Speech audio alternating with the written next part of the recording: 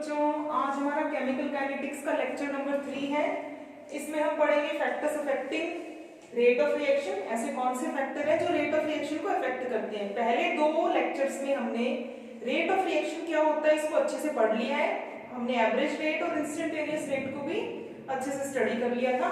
तो आज हम ये पढ़ेंगे कि जो रिएक्शन की स्पीड होती है, मतलब रिएक्शन का जो रेट होता है, उसको कौन कौन से फैक्टर्स अफेक्ट करते हैं, कौन से फैक्टर्स उसके रेट को इंक्रीज कर सकते हैं, कौन से फैक्टर्स उसके रेट को डिक्रीज कर सकते हैं। बहुत ही इजी सा टॉपिक है ये। तो factors affecting rate of reaction, इसमें है nature of reactants, first factor जो रेट ऑफ रिएक्शन को अफेक्ट करता है। सेकंड है कंसंट्रेशन ऑफ रिएक्टेंट्स। ये बहुत इंपॉर्टेंट टॉपिक है, हम इसको बाद में डिटेल में स्टडी करेंगे। एक बार तो हम इसको सिर्फ थोड़ा सा पढ़ेंगे कि कंसंट्रेशन ऑफ रिएक्टेंट जो है वो कैसे अफेक्ट करता है। और है प्रेजेंस ऑफ कैटलिस्ट, फोर्थ है surface area of reactants, fifth है presence of light, sixth is temperature. Temperature भी एक बहुत इंपॉर्टेंट टॉपिक है, अलग से भी इस टॉपिक को हम स्टडी करेंगे कि कैसे रेट ऑफ रिएक्शन को अफेक्ट करता है। तो इन दो टॉपिक्स को हम आगे भी डिटेल में स्टडी करेंगे, कंसंट्रेशन ऑफ रिएक्टेंट्स को और टेम्परेचर को। ठीक है, तो वन बाय वन इनको स्टडी करते हैं, क्या इफेक्ट डालते हैं रिएक्शन की स्पीड पे। तो फर्स्ट फैक्टर है नेचर ऑफ रिएक्टेंट, कि नेचर ऑफ रिएक्टेंट जो है कैसे अफेक्ट करता है किसी रिएक्शन की स्पीड को। अब हमारे पास कोई भी रिएक्शन हो रही है तो हर एक रिएक्शन में क्या होता है कि कुछ बॉन्ड्स ब्रेक होते हैं, कुछ नए बॉन्ड्स जो है बनते हैं। ठीक है, जैसे मैं एक रिएक्शन अगर लिखूं, अगर जैसे मैं आपको एक रिएक्शन लिख के दूं,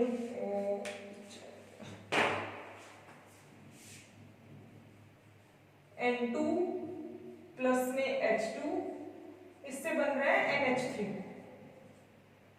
इसको बैलेंस कर लो। ठीक है, अब यहाँ पे क्या है, यहाँ पे नाइट्रोजन नाइट्रोजन के बॉन्ड्स हैं, इधर क्या है हाइड्रोजन हाइड्रोजन के बॉन्ड्स हैं, और इधर हमारे पास क्या है नाइट्रोजन और हाइड्रोजन के जो है वो आपस में बॉन्ड है। ठीक है, यही हो रहा है इस रिएक्शन में। ठीक, अब रिएक्टेंट साइड में क्या है, देखो नाइट्रोजन के साथ बॉन्ड है, हाइड्रोजन के साथ बॉन्ड है, और प्रोडक्ट साइड में नाइट्रोजन का हाइड्रोजन के साथ बॉन्ड बना हुआ है। अब NH3 की फॉर्मेशन के लिए हमें क्या करना पड़ेगा, ये वाले बॉन्ड जो है ब्रेक करने पड़ेंगे, और ये बॉन्ड ब्रेक करके नए बॉन्ड जो है बनाने पड़ेंगे। मतलब कुछ ब्रेकिंग ऑफ बॉन्ड और कुछ मेकिंग ऑफ बॉन्ड्स जो है वो इन्वॉल्व होता है हर एक रिएक्शन। ठीक है, तो हम क्या कह सकते हैं, every reaction requires some breaking and some making of bonds. अब अगर हमें कोई बॉन्ड को ब्रेक करना है, अब ब्रेक करना है मतलब इन दोनों के बीच में जो एक फोर्स ऑफ अट्रैक्शन है, जो एक बॉन्ड है N और N के बीच में जो फोर्स ऑफ अट्रैक्शन है, उसे हमें क्या है तोड़ना पड़ेगा। ठीक, और फोर्स ऑफ अट्रैक्शन को ब्रेक करने के लिए क्या है, हमें एनर्जी देनी पड़ेगी। इसको एनर्जी देंगे किसी फॉर्म में, हीट की फॉर्म में, लाइट की फॉर्म में, किसी फॉर्म में हम इसको एनर्जी देंगे तभी ये बॉन्ड्स ब्रेक होंगे। तो हम क्या कह सकते हैं, हर एक रिएक्शन में कुछ बॉन्ड ब्रेक होते हैं, कुछ नए बॉन्ड बनते हैं, और ब्रेकिंग ऑफ बॉन्ड में एनर्जी रिक्वायर्ड होती है, और जहां मेकिंग ऑफ बॉन्ड होते हैं, बॉन्ड्स की फॉर्मेशन होती है, वहां पे एनर्जी रिलीज होती है। तो हर एक रिएक्शन में different amount of energy required है ब्रेकिंग ऑफ बॉन्ड के लिए, और different amount of energy release होगी मेकिंग ऑफ बॉन्ड में। ठीक है, क्योंकि सब में क्या अलग अलग रिएक्टेंट्स और अलग अलग प्रोडक्ट्स होते हैं। अगर इसकी जगह हम कोई और रिएक्शन ले लें तो उसमें ब्रेकिंग ऑफ बॉन्ड में हमें हो सकता है ज्यादा एनर्जी रिक्वायर्ड हो सकता है कम एनर्जी रिक्वायर्ड हो। ठीक है, और उसमें जो नए बॉन्ड बन रहे होंगे प्रोडक्ट में, उसमें भी different amount of energy release होगी। तो आप कह सकते हैं हर रिएक्शन में different amount of energy required होती है ब्रेकिंग ऑफ बॉन्ड में, और different amount of energy release होती है मेकिंग ऑफ बॉन्ड में। तो इस वजह से नेचर ऑफ रिएक्टेंट जो है उस पे रेट ऑफ रिएक्शन काफी हद तक डिपेंड करता है। ठीक है, अगर रिएक्टेंट्स चेंज कर देंगे हम तो जो रिएक्शन है उसकी स्पीड भी चेंज हो जाएगी। ठीक, तो इसीलिए आयनिक रिएक्शंस जो होती हैं वो बहुत फास्ट होती हैं, वेरी फास्ट रिएक्शंस होती हैं आयनिक रिएक्शंस, क्योंकि उनमें कोई ब्रेकिंग ऑफ बॉन्ड्स रिक्वायर्ड ही नहीं है। जैसे AgNO3 और NaCl के बीच में हम रिएक्शन करवाएं तो क्या होता है, ये आयनिक फॉर्म में ही प्रेजेंट है, इसका एक सॉल्यूशन है AgNO3, और NaCl भी आयनिक फॉर्म में प्रेजेंट है। इसके अंदर क्या है, Na पॉजिटिव और Cl नेगेटिव आयंस होंगे, इधर Ag पॉजिटिव और NO3 नेगेटिव आयंस प्रेजेंट होंगे, ठीक है। तो इसमें कोई जो है बॉन्ड नहीं है, सिर्फ एक फोर्स ऑफ अट्रैक्शन है। वैसे भी ये वाटर के मॉलिक्यूल्स जो है आयनाइज हो चुके हैं, बिल्कुल AgNO3 आयनाइज्ड फॉर्म में है। सिर्फ एक थोड़ी सी फोर्स ऑफ अट्रैक्शन है, वो भी जब हम इन दोनों को मिक्स कर देते हैं तो इजीली ब्रेक हो जाती है और हमारे पास AgCl और NaNO3 बन जाता है with in fraction of seconds में, ठीक है, क्योंकि यहाँ पे ब्रेकिंग ऑफ बॉन्ड्स रिक्वायर्ड नहीं है। तो इसीलिए आयनिक रिएक्शंस बहुत फास्ट होते हैं, ठीक। तो अलग अलग रिएक्शंस जिनमें रिएक्टेंट अलग अलग होते हैं, वहां पे रिएक्शन का रेट जो है वो भी अलग अलग होगा, रिएक्शन की स्पीड अलग अलग होगी, किसी में फास्ट किसी में स्लो। जैसे रस्टिंग ऑफ आयरन बहुत ही ज्यादा स्लो है, ठीक है। तो इस तरह रेट ऑफ रिएक्शन जो है नेचर ऑफ रिएक्टेंट पे डिपेंड करता है। आयनिक रिएक्शंस तो होती ही बहुत फास्ट हैं और हमारे पास ये जिसमें कोवलेंट मॉलिक्यूल्स इन्वॉल्व है उसमें सभी अलग अलग रिएक्शंस का रेट अलग अलग होता है, क्योंकि ब्रेकिंग ऑफ बॉन्ड में एनर्जी जो चाहिए और मेकिंग ऑफ बॉन्ड में जो एनर्जी चाहिए वो बॉन्ड के साथ चेंज होती जाती है। रिएक्टेंट चेंज कर देंगे तो बॉन्ड की टाइप बदल जाएगी, तो एनर्जी भी जो है अलग अलग रिक्वायर्ड होगी। समझ आ गई, ठीक। फिर है कंसंट्रेशन ऑफ रिएक्टेंट्स। हमारे पास क्या है, रेट ऑफ रिएक्शन जनरली, हमेशा नहीं पर मोस्टली हम कह सकते हैं रेट ऑफ रिएक्शन इंक्रीज करता है अगर कंसंट्रेशन ऑफ रिएक्टेंट हम ज्यादा लें किसी रिएक्शन में, मतलब ज्यादा अमाउंट में रिएक्टेंट्स लें, ठीक है। ज्यादा अमाउंट में रिएक्टेंट्स लेंगे तो रेट ऑफ रिएक्शन फास्ट होगा जनरली, ठीक। तो बस बिल्कुल सिंपल सा है, ज्यादा रिएक्टेंट लेंगे तो रेट ऑफ रिएक्शन फास्ट होगा। फिर है प्रेजेंस ऑफ कैटलिस्ट। ये हम सबको पता है कैटलिस्ट क्या होता है, जो किसी रिएक्शन में यूज नहीं होता लेकिन वो रिएक्शन की स्पीड को बढ़ा देता है। स्मॉल अमाउंट में हम कोई ऐसा केमिकल जो है, ऐसा सब्सटेंस जो यूज करते हैं जो रिएक्शन की स्पीड को बढ़ा देता है, उसे हम क्या कहते हैं, कैटलिस्ट। जनरली हम पॉजिटिव कैटलिसिस ही पढ़ते हैं, कुछ एक नेगेटिव कैटलिस्ट है वो रिएक्शन की स्पीड को कम करते हैं, वो हम यहाँ पे नहीं स्टडी करेंगे। हम पॉजिटिव कैटलिसिस ही बता रहे हैं। मोस्टली हम कैटलिस्ट को स्पीड बढ़ाने के लिए ही इंक्रीज करते हैं, बहुत कम केसेस में स्पीड को डिक्रीज करने के लिए भी इंक्रीज करते हैं, वो हमें नहीं पढ़ना है, ठीक है। तो प्रेजेंस ऑफ कैटलिस्ट जो है, कैटलिस्ट क्या करता है, रिएक्शन की स्पीड को बढ़ाता है। यही पूछा है हमने कि कौन से फैक्टर्स हैं जो रिएक्शन की स्पीड को चेंज करते हैं, कम या ज्यादा करते हैं, तो कैटलिस्ट बढ़ाता है, रिएक्शन की स्पीड को इंक्रीज करता है। ये कैसे इंक्रीज करता है, क्योंकि कैटलिस्ट एक आसान रास्ता जो है वो देता है रिएक्शन को कंप्लीट होने के लिए। क्योंकि जब भी कोई रिएक्शन होती है तो ऐसा नहीं है बस रिएक्टेंट ने रिएक्ट किया और डायरेक्ट प्रोडक्ट बन गया। रिएक्टेंट आपस में रिएक्ट करते हैं तो पहले एक इंटरमीडिएट कॉम्प्लेक्स बनता है, ट्रांजिशन स्टेट आती है, रिएक्टेंट रिएक्ट करते हैं और प्रोडक्ट बनने से पहले एक ट्रांजिशन स्टेट आती है जहां पे एक इंटरमीडिएट कॉम्प्लेक्स बनता है। जैसे देखो ये ग्राफ है, यहाँ पे रिएक्टेंट की एनर्जी है, ठीक है, यहाँ पे ये एनर्जी ली हुई है, पोटेंशियल एनर्जी, ठीक, और इधर क्या है, ये टाइम, प्रोग्रेस ऑफ रिएक्शन, ठीक है। अब यहाँ पे क्या है, ये रिएक्टेंट्स में कुछ ना कुछ एनर्जी होगी। अब रिएक्टेंट रिएक्ट करेंगे तो एक इंटरमीडिएट कॉम्प्लेक्स बनेगा। अब इंटरमीडिएट कॉम्प्लेक्स को बनाने के लिए इतनी एनर्जी चाहिए, तो हमें वो एनर्जी देनी पड़ती है। मतलब इतनी एनर्जी तो रिएक्टेंट के पास पहले से ही है, ये वाली एनर्जी रिएक्टेंट के पास पहले से ही है, लेकिन इंटरमीडिएट कॉम्प्लेक्स बनाने के लिए हमें यहां तक इसकी एनर्जी को पहुंचाना है। तो ये जो एनर्जी का गैप है ये हमें अपनी तरफ से उसे प्रोवाइड करना पड़ेगा, हीट की फॉर्म में या लाइट की फॉर्म में, किसी भी फॉर्म में। तो पहले रिएक्टेंट इंटरमीडिएट कॉम्प्लेक्स बनाते हैं, फिर प्रोडक्ट बनता है। तो रिएक्टेंट की कुछ अमाउंट में तो एनर्जी उनके पास होती है जिसको हम बोलते हैं उनकी थ्रेशोल्ड एनर्जी।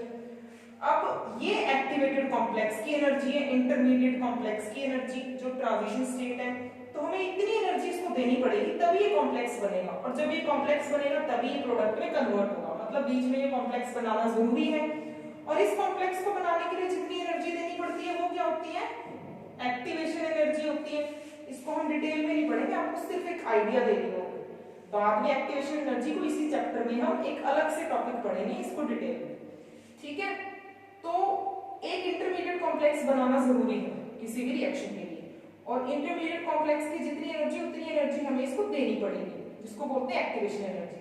लेकिन जब हम कैटलिस्ट डाल देते हैं तो कैटलिस्ट के रिएक्शन को एक दूसरा रास्ता दे देता है, इंटरमीडिएट कॉम्प्लेक्स कोई अलग बनाता है, ये वाला नहीं बनाता जिसकी एनर्जी ज्यादा है। अब क्या हमें थोड़ी एनर्जी देनी पड़ रही है, देखो इतनी एनर्जी तो रिएक्टेंट के पास है ही, हमें थोड़ी अमाउंट में एनर्जी देनी पड़ रही है तो रिएक्शन फास्ट हो जाएगी। ठीक है, पहले बिना कैटलिस्ट के जो रास्ता था वो लंबा था, अब कैटलिस्ट के साथ जो रास्ता हो गया वो छोटा हो गया। आसान लैंग्वेज में हम ये कह सकते हैं। ठीक है, तो कम एक्टिवेशन एनर्जी से ही काम चल जाएगा। तो हम क्या कह सकते हैं, कैटलिस्ट जो एक अल्टरनेट पाथ जो है वो प्रोवाइड कर देता है रिएक्शन को, और उस अल्टरनेट पाथ की एक्टिवेशन एनर्जी क्या होती है, कम होती है, जिससे रिएक्शन क्या हो जाती है, फास्ट हो जाती है। समझ आ गया, क्लियर हो गया। तो कैटलिस्ट क्या करता है, रिएक्शन की स्पीड को इंक्रीज करता है, क्योंकि रिएक्शन को दूसरे रास्ते से करवा देता है, लंबे वाले रास्ते से नहीं करवाता जिसमें एक्टिवेशन एनर्जी ज्यादा चाहिए हो। जिसमें एक्टिवेशन एनर्जी कम चाहिए ऐसा इंटरमीडिएट कॉम्प्लेक्स बनाता है कैटलिस्ट, और रिएक्शन जो है जल्दी हो जाती है। ठीक है, फिर है हमारे पास सरफेस एरिया ऑफ रिएक्टेंट्स। ये वाला जो फैक्टर है ये जनरली किसके लिए है, सॉलिड रिएक्टेंट्स के लिए है ये। ठीक है, सॉलिड रिएक्टेंट्स के लिए ये वाला फैक्टर जो है काम करेगा, सरफेस एरिया ऑफ रिएक्टेंट्स। अब इसमें क्या होता है, जितना ज्यादा सरफेस एरिया होगा रिएक्टेंट्स का उतनी ही फास्ट रिएक्शन होगी। देखो एक में क्या है, हमने बड़े बड़े पीसेस ले लिए रिएक्टेंट के, ठीक है, उनको आपस में रिएक्ट करें, एक में पाउडर कर दें हम रिएक्टेंट को, बिल्कुल पाउडर फॉर्म में ले लें और फिर उनकी हम रिएक्शन करवाने की कोशिश करें। तो जहां हमने रिएक्टेंट को पाउडर फॉर्म में लिया हुआ है वहां प्रोडक्ट जो है जल्दी बनेंगे, रिएक्शन की स्पीड जो होगी ज्यादा होगी, प्रोडक्ट जल्दी बन जाएंगे, इजीली बन जाएंगे। इसको हम बहुत ही सिंपल एग्जांपल से समझ सकते हैं। जैसे हमारे पास एक हॉट मिल्क है, हॉट या कोल्ड कोई भी ले लो आप, मिल्क है हमारे पास, चलो हम हॉट मिल्क ले लेते हैं। इसके अंदर एक तो हम शुगर के बड़े बड़े पीसेस डालें और एक हम इस हॉट मिल्क के अंदर शुगर के बिल्कुल छोटे छोटे पीसेस डालें, या पाउडर फॉर्म में हम शुगर इसके अंदर डालें, तो कौन सी शुगर जल्दी डिसॉल्व होगी? ऑब्वियसली ये वाली, जिसमें शुगर को हमने पाउडर फॉर्म में लिया हुआ है वो हॉट मिल्क में बहुत जल्दी डिसॉल्व होगी। क्योंकि क्या होगा, ये जो छोटे छोटे पीस हैं शुगर के, ठीक है, इसको मिल्क जो है इसके ज्यादा मॉलिक्यूल के साथ रिएक्ट कर पाएगा, ज्यादा मॉलिक्यूल के साथ कांटेक्ट में आ पाएगा। और यहाँ पे क्या होगा, देखो ये पीस छोटे हैं यहाँ पे इस केस में, तो इसके चारों तरफ जो है मिल्क के मॉलिक्यूल्स आ जाएंगे और इसके ज्यादा सरफेस के साथ ही रिएक्ट कर पाएंगे, मतलब शुगर के सारे मॉलिक्यूल कांटेक्ट में आ जाएंगे मिल्क के। अब यहाँ पे क्या होगा, जब बड़े पीसेस हैं तो मिल्क के मॉलिक्यूल इसको चारों तरफ से सराउंड करेंगे, तो ये सिर्फ बाहर बाहर जो शुगर प्रेजेंट है, ये बाहर बाहर वो वाले मॉलिक्यूल ही सिर्फ क्या आ पाएंगे, मिल्क के कांटेक्ट में आ पाएंगे। और ये जो अंदर वाला है ना, अंदर वाले मॉलिक्यूल जो है शुगर के, वो मिल्क के कांटेक्ट में नहीं आ पाएंगे, मतलब उनकी रिएक्शन मिल्क से नहीं हो पाएगी, सिर्फ सरफेस तक शुगर जो है वो घुलेगी। जब सरफेस वाली पूरी धीरे धीरे घुलेगी उसके बाद जाके बल्क वाली घुलनी शुरू होगी। ठीक है, तो हम क्या कह सकते हैं, यहाँ पे हमने पाउडर फॉर्म में ली शुगर तो जल्दी घुल गई, यहाँ पे हमने बड़े बड़े पीसेस लिए शुगर के तो वो जल्दी नहीं घुली। ठीक है, तो सॉलिड रिएक्टेंट के केस में रिएक्शन कब इंक्रीज करती है, रिएक्शन की स्पीड, रिएक्शन का रेट कब इंक्रीज करता है, जब रिएक्टेंट का सरफेस एरिया ज्यादा हो। सरफेस एरिया ज्यादा कैसे हो सकता है, जब हम उसको पाउडर फॉर्म में लें, तब रिएक्टेंट के मॉलिक्यूल के बीच में कोलिजन होने के ज्यादा चांसेस होंगे। ठीक है, फिर है presence of light. Presence of light जो है ये किसके लिए है, सिर्फ फोटोकेमिकल रिएक्शंस के लिए ये फैक्टर जो है वर्क करेगा, सभी रिएक्शंस के लिए नहीं, ऐसी रिएक्शंस के लिए जो लाइट की प्रेजेंस में होती है, जैसे कि H2 और Cl2 ये रिएक्ट करके HCl गैस बना लेते हैं। H क्या है, लाइट। ये रिएक्शन डार्क में होती ही नहीं है, चाहे रिएक्टेंट कितने ही ज्यादा ले लो कम ले लो, अगर डार्क में इस रिएक्शन को करवाने की कोशिश करेंगे इन एब्सेंस ऑफ लाइट तो ये रिएक्शन नहीं होगी। लेकिन प्रेजेंस ऑफ लाइट में हम इस रिएक्शन को करवाते हैं तो ये रिएक्शन क्या है, हो जाती है। और अगर लाइट की इंटेंसिटी हम बढ़ा दें तब क्या है, रिएक्शन फास्ट हो जाएगी। लाइट की एनर्जी नहीं, लाइट की इंटेंसिटी बढ़ाने से। इंटेंसिटी बढ़ाने का क्या मतलब है, जैसे पहले हमने कम पावर का बल्ब जो है वो लिया हुआ है, ठीक है, जैसे मान लो 100 वॉट का बल्ब लिया हुआ है, बाद में हमने क्या किया, बल्ब की पावर बढ़ा दी, 200 वॉट का ले लिया, तो ज्यादा नंबर ऑफ फोटॉन्स आएंगे। अब नंबर ऑफ फोटॉन्स बढ़ा रहे हम पर यूनिट एरिया में, उसको बोलते हैं इंटेंसिटी। तो इंटेंसिटी ऑफ लाइट को अगर हम बढ़ा दें तो ये रिएक्शन जो है फास्ट हो जाती है। तो ये फैक्टर सिर्फ कौन सी रिएक्शंस के लिए, जो फोटोकेमिकल रिएक्शन है, फोटोकेमिकल रिएक्शन है ये, इसमें फ्री रेडिकल मैकेनिज्म इन्वॉल्व होता है, और फ्री रेडिकल वाली जो रिएक्शंस होती है वो लाइट की प्रेजेंस में होती हैं। तो इस रिएक्शन के केस में अगर लाइट की इंटेंसिटी बढ़ती है तो रेट ऑफ रिएक्शन इसका बढ़ जाता है। ठीक है, ये एक इंपॉर्टेंट रिएक्शन है, इसके ऊपर भी आगे टॉपिक आएगा हमारा। ठीक, फिर है देखो टेम्परेचर। टेम्परेचर जो होता है generally most of the cases में स्पीड ऑफ रिएक्शन जो है वो इंक्रीज करता है टेम्परेचर को इंक्रीज करने के साथ, ठीक है। जैसे हम किसी रिएक्शन मिक्सचर का टेम्परेचर बढ़ा दें तो मोस्ट ऑफ द केसेस में तो क्या होता है, टेम्परेचर बढ़ाने पे रिएक्शन की स्पीड बढ़ जाती है। ऐसा क्यों होता है, बहुत ही सिंपल है इसको समझना। जब हम टेम्परेचर को इंक्रीज करें, ये अपवर्ड एरो का क्या मतलब है, यहाँ पे ये अपवर्ड एरो लगाया है, इसका मतलब हम टेम्परेचर को इंक्रीज कर रहे हैं, ठीक है। जैसे हम टेम्परेचर को इंक्रीज करेंगे तो क्या होगा, रिएक्टेंट मॉलिक्यूल्स की काइनेटिक एनर्जी भी इंक्रीज हो जाएगी, क्योंकि वो टेम्परेचर डिपेंडेंट है। ज्यादा वाइब्रेट करना शुरू करेंगे, उनका मोशन जो है बढ़ जाएगा तो काइनेटिक एनर्जी बढ़ जाएगी। तो टेम्परेचर को बढ़ाने पे काइनेटिक एनर्जी जो है रिएक्टेंट्स की वो भी इंक्रीज हो रही है। अब काइनेटिक एनर्जी अगर इंक्रीज होगी, रिएक्टेंट मॉलिक्यूल की मूवमेंट ज्यादा होगी, तो रिएक्टेंट मॉलिक्यूल के आपस में टकराने के चांसेस ज्यादा रहेंगे, आपस में कोलिजन के चांसेस जो है ज्यादा रहेंगे। अगर मॉलिक्यूल ज्यादा मूव नहीं कर रहे तो कोलिजन के चांसेस कम है, ज्यादा मूव करेंगे तो देखो कोलिजन के चांसेस जो होंगे वो क्या होंगे, ज्यादा होंगे। तो टेम्परेचर बढ़ाएंगे तो काइनेटिक एनर्जी बढ़ेगी रिएक्टेंट्स की, काइनेटिक एनर्जी बढ़ेगी तो कोलिजन के चांसेस भी बढ़ जाएंगे। अब आपस में कोलाइड करेंगे तभी तो नए बॉन्ड फॉर्मेशन के चांसेस ज्यादा होंगे, पुराने बॉन्ड टूटेंगे और नए बॉन्ड बनेंगे। अब अगर रिएक्टेंट के मॉलिक्यूल आपस में टकराएंगे तभी उनके अंदर बॉन्ड बनेंगे, मतलब कोलिजन की वजह से, ठीक है। तो कोलिजन की वजह से नए बॉन्ड फॉर्मेशन के चांसेस बढ़ जाएंगे, मतलब प्रोडक्ट फॉर्मेशन के चांसेस जो है वो बढ़ जाएंगे। तो क्या समझ आया कि टेम्परेचर को बढ़ाने से काइनेटिक एनर्जी बढ़ जाती है रिएक्टेंट मॉलिक्यूल की, और काइनेटिक एनर्जी को बढ़ाते हैं तो चांसेस ऑफ कोलिजन ज्यादा होते हैं रिएक्टेंट्स के बीच में, और जितने ज्यादा कोलिजन के चांसेस होंगे प्रोडक्ट की फॉर्मेशन के भी उतने ही ज्यादा चांसेस होंगे, ठीक है। और एक और इसके लिए जनरलाइजेशन है कि रेट ऑफ रिएक्शन जो होता है वो डबल हो जाता है for every 10 degree Celsius rise in temperature, ठीक है। मान लो कि हम पहले रिएक्शन को 30 डिग्री सेल्सियस पे करा रहे थे, अब हम उसको 40 डिग्री सेल्सियस पे कराएं तो रेट ऑफ रिएक्शन जो होगा वो क्या हो जाएगा, उसका डबल हो जाएगा near about most of the cases, ठीक है। तो रेट ऑफ रिएक्शन जो है डबल हो जाता है for every 10 degree Celsius rise in temperature. पहले 10 डिग्री सेल्सियस कम टेम्परेचर दिया था, उसके कंपैरिजन में 10 डिग्री सेल्सियस टेम्परेचर ज्यादा ले तो जो पहले रेट था उससे डबल हो जाएगा रिएक्शन का रेट। तो ये कुछ फैक्टर्स थे जो रेट ऑफ रिएक्शन को अफेक्ट करते हैं। आई होप आपको समझ आ गए होंगे। अब इनको आप नोट कर लीजिए अच्छे से।